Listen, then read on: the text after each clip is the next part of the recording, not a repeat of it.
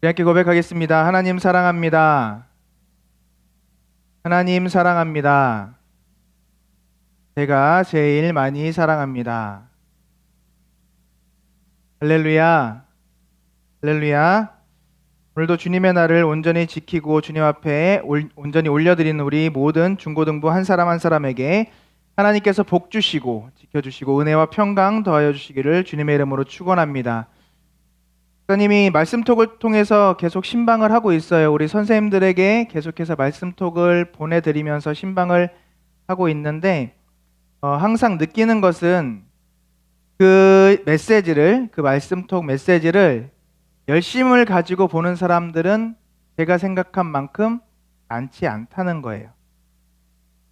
개인적인 입장에서는 참 안타깝고 아쉬운 부분입니다. 왜냐하면 정말 그것들을 통해서 하나님께서 일하시는 모습들을 너무 많이 봤거든요. 그걸 어떻게 알 수 있느냐? 제가 만든 홈페이지이기 때문에 여러분에게 말씀톡 보내주는 거 어디서 복사해가지고 다운받아서 그냥 날려주는 게 아니라 아침마다 말씀 묵상하고 그 말씀 가지고 정말 하나님께서 여러분들에게 어떤 말씀을 주실까 고민하면서 기도하면서 여러분들에게 그 말씀톡 짧지만 보내드리는 거예요. 그 말씀 듣고 그 말씀 붙잡고 그 하루 승리해 나가라고. 그 말씀이라도 읽고 정말 여러분 숨 쉬며 살아가라고. 그리고 찬양 들으면서 기도하면서 하나님 앞에 온전히 세워지는 우리 중고등부 한 사람 한 사람 되라고 그렇게 말씀을 묵상을 하고 말씀톡을 보내드리는 건데 아까도 말씀드렸듯이 제가 만든 홈페이지라 그랬어요. 그래서 저는 조회수를 볼 수 있습니다. 조회수를 보면 제가 보내드린 말씀톡을 받는 사람의 인원수가 있죠. 그리고 제가 보내드리지 않았는데도 찾아 들어와서 보시는 분들이 계세요. 여러분들에게는 나눠드리는데 여러분들은 안 보세요. 이를테면 예를 들어서 목사님이 100명에게 말씀톡 신방을 했어요. 근데 조회수가 50, 60이다. 그러면 여러분이 봤다는 거예요? 안 봤다는 거예요? 얘는 거짓말하지 않습니다. 안 봤다는 얘기예요. 안 봤다는 얘기. 보내준 메시지도 결국 읽지 않고 그대로 있다는 것이죠. 저도 저지만 보내주신 선생님은 어떨까요? 여러분 대부분 카카오톡으로 보내주시는데 카카오톡은 정말 좋은 기능이 있어요. 어떤 기능이 있죠? 읽지 않음, 읽음 표시가 됩니다. 그죠? 그래서 여러분들 선생님이 여러분들에게 카카오톡을 보내줬을 때 목사님 기록이 있어요. 1년 넘게 일이 사라지지 않는 친구를 본 적이 있어요. 고마운 친구예요. 읽고 씹는 친구보단 그냥 보고 씹는 친구보단 아닌가요? 아예 안 본 친구가 더 무서운 친구인가요? 무슨 이야기냐면 선생님들이 열정을 가지고 신방은 해주시지만 보지 않는 친구들도 많이 있다는 거예요. 사실 누군가에게는 이 말씀톡이 부담스러울 수도 있을 거예요. 귀찮을 수도 있을 거고요. 그런데 여러분 정말 여러분들이 하나님을 사랑한다면 그 잠깐 그 말씀 보는 게 그렇게 부담스럽고 귀찮은 일일까요? 정말 여러분들이 사랑하고 여러분들이 아끼는 친구의 메시지라면 여러분들 그 메시지를 과연 그렇게 넘길까요? 제가 여러분들에게 담당 목회자로서 목사로서 여러분들의 신앙적인 측면에서 여러분들에게 질문하는 거예요. 여러분들이 정말 하나님을 사랑한다면 하나님께서 여러분들에게 보내주신 그 메시지를 과연 그렇게 무시하고 넘겨버리겠냐는 거예요. 만일 이 조그만 메시지 속에 예수님께서 여러분들에게 말씀하시고자 하시는 그 예수님의 음성이 담겨 있다면 여러분들 그 메시지를 그렇게 가볍게 두겠냐는 겁니다. 사실 조그만한 간증들을 듣게 돼요. 이 말씀톡을 통해서 하나님께서 이렇게 우리의 마음을 만져주셨습니다. 저의 어려움을 회복시켜 주셨습니다. 하나님께서 이 말씀톡을 통해서 오늘 이렇게 걱정하고 근심하고 있었는데 나에게 응답해 주셨습니다. 그리고 실제로 나의 삶이 변화되었습니다. 라고 하는 그런 하나님의 귀한 일하심들을 간증하는 크고 작은 간증들을 종종 듣게 됩니다. 그 말씀들이 응답으로 다가와 세밀하게 응답하여 주시고 우리의 마음을 어루만져 주시고 우리의 상황을 변화시켜 주시는 그 하나님의 은혜를 체험한 체험들을 고백하는 모습들을 보게 된다는 거예요. 그래서 제가 여러분들에게 늘상 가르쳐드리며 요청하는 것이 있습니다. 우리 한번 따라해 볼까요? 영적인 예민함을 갖자. 다시 한번 영적인 예민함을 갖자. 제가 여러분들에게 가르쳐드리고 싶은 것은 이거예요. 영적인 예민함을 갖자는 거예요. 영적인 예민함. 그분의 부르심에 응답하기 위해서는 세심한 주의가 필요합니다. 세심한 정말 관심이 필요한 거예요. 일상의 주변을 살펴보면서 하나님께서 나를 어떻게 이끌어가고 계신지, 하나님께서 나에게 뭐라고 말씀하고 계신지 그것을 듣기 위해서 노력하는 그 영적인 예민함이 필요하다는 거예요. 제가 왜 여러분들에게 늘상 연애에 대한 얘기를 하는 줄 아세요? 여러분들이 지금 사춘기이기 때문에 연애에 대한 관심도가 높기 때문에 여러분들에게 연애에 대한 이야기를 해드리는 거예요. 여러분 친한 친구, 남자친구가 됐건 여자친구가 됐건 동성친구가 됐건 그 친구의 눈빛 하나만 가지고, 아니 카카오톡 메시지에 그 이모티콘 하나가 들어갔냐 안 들어갔냐 그거 하나 가지고 이 친구가 나에게 어떠한 마음을 가지고 있구나라는 것을 느끼죠. 똑같은 라고 하는 단답형 문자에도 왠지 모르게 뉘앙스가 기분이 얘가 상한 것 같다. 그러면 여러분들 어떻게 행동할까요? 그게 바로 예민함이라는 거예요. 예민함. 그런데 우리는 영적인 예민함을 잃어버렸어요. 친구들과의 관계에서는 내가 좋아하는 사람이 정말 저 사람이 어떤 생각을 가지고 있는지, 어떤 마음을 가지고 있는지, 무엇을 이야기하고자 하는지 그것을 예민하게 지켜보고 반응하는데, 가장 중요한 하나님께서 나에게 뭐라 말씀하시는지, 나에게 원하시는 것이 무엇인지 그 예민함을 우리는 갖지 못하고 있다는 거예요. 오늘 말씀의 주제를 나누면서 주님께서 우리를 부르시는 그 부르심에 영적인 예민함을 가지고 응답할 수 있는 우리 중고등부 한 사람 한 사람 되기를 주님의 이름으로 간절히 축원합니다. 오늘 말씀의 주제를 한마디로 먼저 말씀드리자면 따라해 볼까요? 주님의 부르심과 우리의 응답. 주님의 부르심과 우리의 응답에 대한 내용을 오늘 나누고 싶어요. 그래서 영적인 예민함에 대해서 목사님이 여러분들에게 이야기해 준 거예요. 여러 가지 첫째, 둘째, 셋째, 대째로 얘기할 거지만 그것들 다 이야기하는 것도 중요하지만 여러분들 머릿속에, 마음속에, 심령 속에 각인했으면 좋겠어요. 기억되었으면 좋겠어요. 새겨졌으면 좋겠어요. 우리가 하나님 앞에 영적인 예민함을 갖자는 거예요. 그래서 주님이 부르실 때 그 부르심에 온전히 순종하며 나아가자는 거예요. 오늘 이 말씀을 통해서 그리고 부르심에 응답했던 사람들과 그러지 못했던 사람들을 바라보면서 나의 삶에 대입해보며 우리의 삶을, 우리의 신앙을 온전히 세우기를 주님의 이름으로 소망합니다.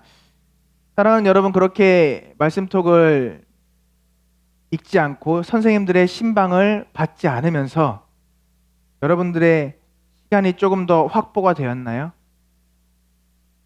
여러분들 그 시간에 무엇을 했죠? 저 말씀톡 아침에 만드는데 오전 내에 걸리거든요. 오전 내 묵상을 하고 그 짧은 걸 만드는 거예요. 여러분들은 그 말씀톡 읽는데 시간 얼마나 걸리실까요? 카톡 띠링 오고 누르고 말씀톡 보고 찬양까지 듣는 친구들은 한 5분 넘어가겠죠. 근데 찬양도 안 듣고 그냥 말씀톡만 쓱 올리면 기껏 해봐야 30초? 많이 투자해봐야 1분? 선생님 온 메시지만 확인하고 꺼버린다? 3초? 그 영적인 둔감한 가운데 여러분들의 삶이 윤택해지셨는가요? 여러분들의 성적이 그 3초 동안 올라가셨나요? 제가 다시 한번 말씀드립니다. 지난주에도 말씀드렸고 계속해서 말씀드리는 거예요. 따라해 봅시다. 좋은 것은 뺏기지 말자. 여러분 살면서 절대 잊지 마세요. 좋은 건 절대 뺏기는 게 아니에요. 뺏겨서는 안 돼요. 특히 우리의 신앙에 관한 부분들, 하나님께서 주시는 가장 귀한 것들은 절대 빼앗겨서는 안 될 줄 믿으시기 바랍니다. 사랑하는 여러분, 하나님의 부르심, 하나님의 말씀은 우리에게 가장 좋은 것임을 잊지 마시기를 주님의 이름으로 간절히 소망합니다. 그런데 많은 사람들이 하나님의 부르심을 깨닫지 못하고 그분의 요청을 응답하지 못하고 있어요. 지금도 주님께서는 지금 이 시간에도 여러분들을 부르고 계신데, 여러분 한 사람 한 사람을 여러분의 눈을 마주치며 여러분의 마음을 만지시며 여러분의 심령 가운데 세미한 음성으로 여러분의 마음의 문을 두드리고 계신데 하고 있는 거예요. 우리가 영적으로 무뎌져서 알지 못하고 있다는 거예요. 그분의 부르심에 제대로 반응하지 못할 때가 너무나도 많이 있습니다. 성경에서도 똑같은 이야기가 계속 써 있어요. 하나님께서는 계속해서 선지자들을 통해서 구약의 이스라엘 백성들을 계속해서 부르셨어요. 신약에도 마찬가지로 하나님께서 교회를 통해서, 하나님의 사도들을 통해서 계속해서 하나님의 사람들을 부르셨어요. 그런데 사람들은 계속해서 그 하나님의 부르심을 외면하고 못 들은 척 했다는 거예요. 들었음에도 듣지 못한 것처럼 그렇게 무시하며 살아갔다는 거예요. 하나님은 여전히 여러 가지 방법들을 통해서 지속적으로 우리를 부르시고 우리가 하나님 앞에 온전히 나아가기를 바라시며 계속해서 우리를 부르고 계십니다. 우리의 삶의 환경들을 변화시키실 때도 있어요. 때로는 우리를 광야로 이끌어 가실 때도 있어요. 때로는 우리에게 정말 뜨거운 하나님의 성령의 체험을 하게 하실 때도 있고요. 하나님의 음성이 들리게 하실 때도 있고, 말씀을 통해서, 또 우리가 성경책을 읽는 것들을 통해서, 그리고 누군가 선생님의 충고와 조언을 통해서 계속해서 우리에게 말씀하시고 우리를 이끌어 가고 계시다는 거예요. 그 하나님의 부르심 속에서 우리가 참된 그리스도인의 모습으로서 깨닫고 살아나갈 수 있는 우리가 되기를 간절히 소망합니다. 하나님께서는 그러면 어떻게 우리를 부르실까요? 어떤 방법으로가 아니라 어떠한 부분으로 부르실까요? 첫 번째는 주님께서 우리에게 지난주에도 말씀드렸듯이 회개를 선포하심으로 우리를 부르십니다. 회개해야만 우리가 하나님의 사람으로서 세워질 수 있기 때문이에요. 사람들은 이 회개라는 이야기를 정말 듣기 싫어합니다. 왜요? 내가 무슨 잘못을 했는데. 사람들이 듣고 싶어하는 이야기는 이거예요. 네가 잘못한 게 아니야. 네 잘못이 아니야. 괜찮아. 얼마나 달달하고 얼마나 스윗하고 얼마나 좋은 이야기예요. 그런데 주님께서는 우리에게 요구하시는 게 그게 아니에요. 아니야, 네 잘못이야. 네가 잘못한 거를 인정해 라고 말씀하시는 거예요. 정말 무섭고 날카로운 팩트 폭격인데 난 인정하기가 싫은 거예요. 내가 무슨 잘못을 했는데요? 내가 무슨 잘못을 했는데요? 그런데 하나님께서 말씀하시는 이 죄는 사람의 기준, 사람의 관점이 아닌 거예요. 하나님께서 보시기에 하나님의 관점에서 죄를 논하시는 거예요. 왜냐하면 심판은 세상의 관점이 아니라 하나님의 관점이기 때문에. 우리가 세상의 법으로 심판받는 것이 아니라 하나님의 법으로 심판받기 때문이에요. 그래서 우리가 하나님 앞에 온전히 서야만 될 줄 믿습니다. 그래서 주님께서 우리에게 기회를 주신 거예요. 회개하라, 천국이 가까웠느니라. 회개하지 않는 사람은 결코 하나님의 나라에 들어갈 수가 없습니다. 그래서 예수님은 회개와 하나님의 나라를 긴밀하게 연결하여서 선포하셨던 거예요.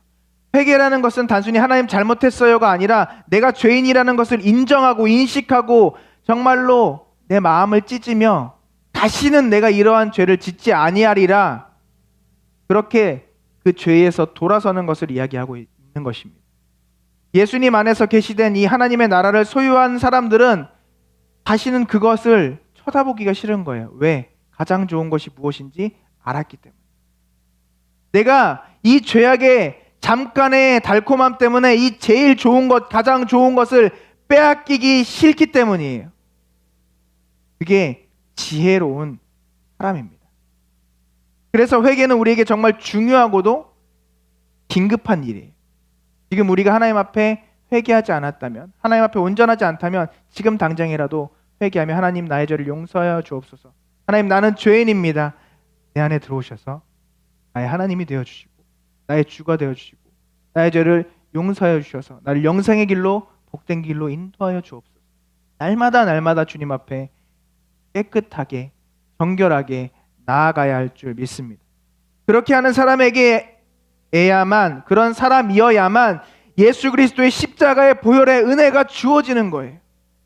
예수 그리스도의 십자가의 보혈의 은혜는 거룩한 자에게 필요가 없어요. 깨끗한 자에게 필요 없어요.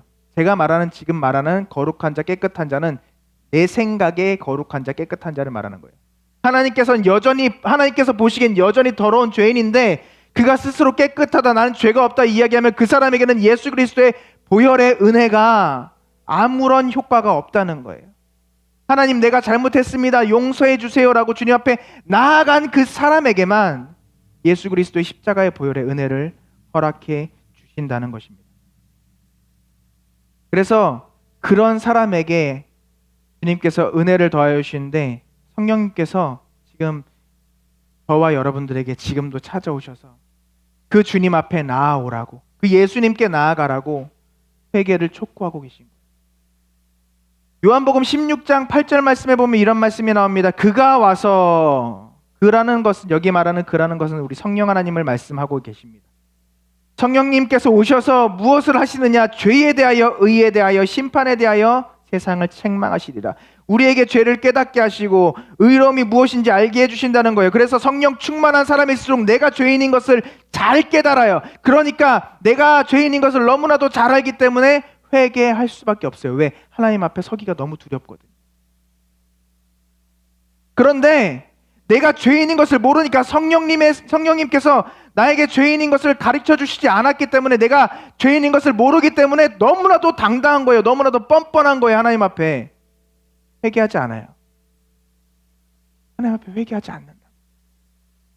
내가 무슨 죄인입니까? 나에게 복을 내려주세요 라고 이야기한다.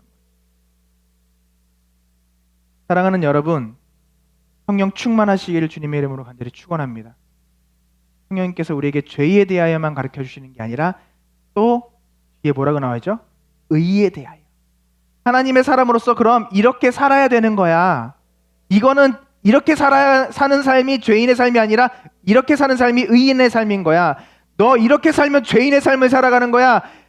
이렇게 말씀대로 살아가야만 의롭게 살 수 있는 거야 라고 성령님께서 계속해서 우리에게 가르쳐 주신다. 그래서 주님께서 우리에게 성령 하나님을 허락해 주셔서 우리가 참 제자답게 십자가 지며 살아갈 수 있도록 우리를 깨우쳐 주시고 우리의 삶의 길을 밝히 비춰주시고 인도하여 주실 줄 믿습니다. 그 부르심에 아멘하고 응답하며 따라 나가는 우리 모두가 되기를 간절히 축원합니다. 두 번째로는 예수님께서는 의외의 사람들을 부르신다는 거예요. 모든 사람들을 부르십니다. 예수님께서 부르신 사람들은요, 어떤 특정 계층에 있는 사람들만 부르시지 않았어요. 전교 10등 안에 있는 사람만 내게로 나오라 라고 말씀하시지 않았어요.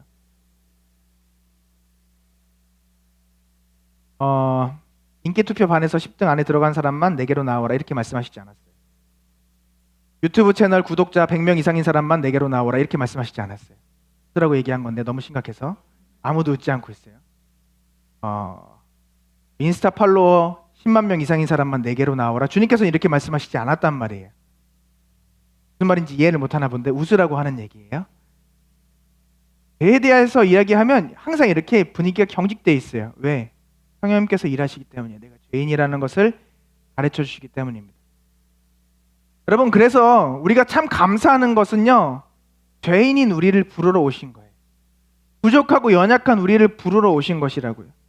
예수님을 당시에 따랐던 사람들은요, 잘난 사람들이 아니었어요. 쉽게 말하면 부유하거나 학식 있거나 좋은 직업을 가지거나 그렇게 잘 나가던 사람들이 아니었다는 거예요. 죄인이라고 낙인 찍혀 있었던 창녀와 세리, 그리고 소외받았던 사람들, 질병으로 온전하지 못하다라고 사람들에게 무시당했던 그런 사람들, 그 연약한 자들에게 주님께서 찾아가신 줄 믿으시기를 바랍니다. 그래서 우리에게는 예수님이 필요합니다. 따라합시다. 우리는 주님이 필요합니다. 다시 한번 따라해 볼까요? 우리는 주님만 필요합니다. 그것만 알고 있으면 될 것 같아요. 우리는 주님이 필요해요. 우리는 주님이 필요해요. 우리는 주님만 있으면 돼요. 우리 안에 주님만 계시면 되는 거예요. 그런데 우리는 너무나도 많은 다른 것들을 바라고 구하고 그것 때문에 오히려 내 안에 계신 주님을 내어버리는 정말 안타까운 일들을 하며 살아가고 있다는 것이죠. 사랑하는 여러분, 간절히 소망하기는 우리가 산 소망 되시는 주님만이 우리의 필요가 될 수 있기를 간절히 소망합니다. 조금 말이 어려웠나요? 산소망 대신 주님만 있으면 우리는 충분한 사람들이 되시기를 주님의 이름으로 축원합니다. 나의 편안함 때문에 예수님을 도구로 삼아버리는 그런 어리석은 사람들 되지 않고 정말 주님만을 위하여서 주님과 동행하며 주님과 함께하며 살아갈 수 있는 우리가 되기를 간절히 축원합니다. 우리가 부족할지라도, 우리가 연약할지라도 우리가 주님만 바라보며 주님의 은혜를 구하며 나간다면 주님께서는 우리를 두 팔 벌려 맞아 주실 줄 믿습니다. 상처나고 찢기고 어두운 가운데 눈물 흘리며 슬퍼하는 우리를, 혼자 고통 가운데 신음하고 있는 우리를 찾아오시는 그 주님께서 우리를 주님의 자녀 삼으시고 일어나 나와 함께 가자 우리에게 부르시는 그 요청을 들으시고 아멘하고 그분의 손 붙잡고 주님께로 나아갈 수 있는 우리 모두가 되기를 간절히 소망합니다. 그렇게 주님 앞에 나아갈 때 주님께서 우리를 안아주시고 감싸주시고 씻겨주시고 회복시켜 주실 것입니다. 사랑하는 여러분, 건강한 사람한테는 의사가 필요가 없어요. 왜 우리에게 주님이 필요할까요? 우리는 죄인이기 때문에 그래요. 날마다 인정하지 않고 날마다 우리가 인식하지 않고 살아가지만 저도 여러분도 언제까지나 하나님 앞에서는 죄인이라는 거예요. 그래서 복받을 수 없는 존재고, 그래서 주님 없이는 하나님 앞에 나올 수 없는 존재고, 그래서 하나님의 은혜 없이는 하나님의 나라에 들어갈 수 없는 존재가 바로 우리란 말이에요. 아무리 우리가 깔끔하게 차려입고 이렇게 예배당에 나와 앉아 있어도 우리 안에 주님께서 계시지 않으면 그 앞에 주님의 나라에 들어갈 수 없는 존재인 것을 절대 잊지 마시기를 간절히 소망합니다. 그래서 우리가 하나님의 사람으로서 온전히 설 수 있는 유일한 조건은 예수 그리스도의 은혜. 따라해 볼까요? 예수 그리스도의 은혜. 예수 그리스도의 은혜. 더 말씀드리고 싶지만 시간이 없기 때문에 말씀을 좀 마무리하고자 해요. 사랑하는 여러분, 예수님의 제자였던 마태는요, 세리였어요. 죄인이었다고요. 그런데 예수님께서 그를 찾아가셨고 그를 부르셨어요. 그 죄인인 마태는 예수님의 부르심에 아멘하고 응답하고 자기의 모든 것을 버려두고 주님을 따른 줄 믿으시길 바랍니다. 예수님께서 제자들을 부르실 때 공통적으로 하신 게 있어요. 예수님께서는 제자들을 찾아가셨고 제자들을 부르셨어요. 그리고 제자들의 공통적인 반응은 그 모든 것을 버려두고 즉시 주를 따르니라. 아멘. 그들은 그 모든 것을 내려두고 인정했고 즉시 주님을 따라간 줄 믿으시기를 바랍니다. 사랑하는 여러분, 주님은요, 지금 이 시간에도 여러분들을 부르고 계세요. 그리고 나를 부르고 계세요. 그리고 요청하십니다. 내게 나아오라. 회개하고 나에게 나아오라. 그러면 내가 너의 모든 죄를 용서해 주마. 너의 죄가 주홍같이 붉을지라도 흰똥같이 하얗게 희게 하리라. 예수님의 이름으로 소망하고 축복합니다.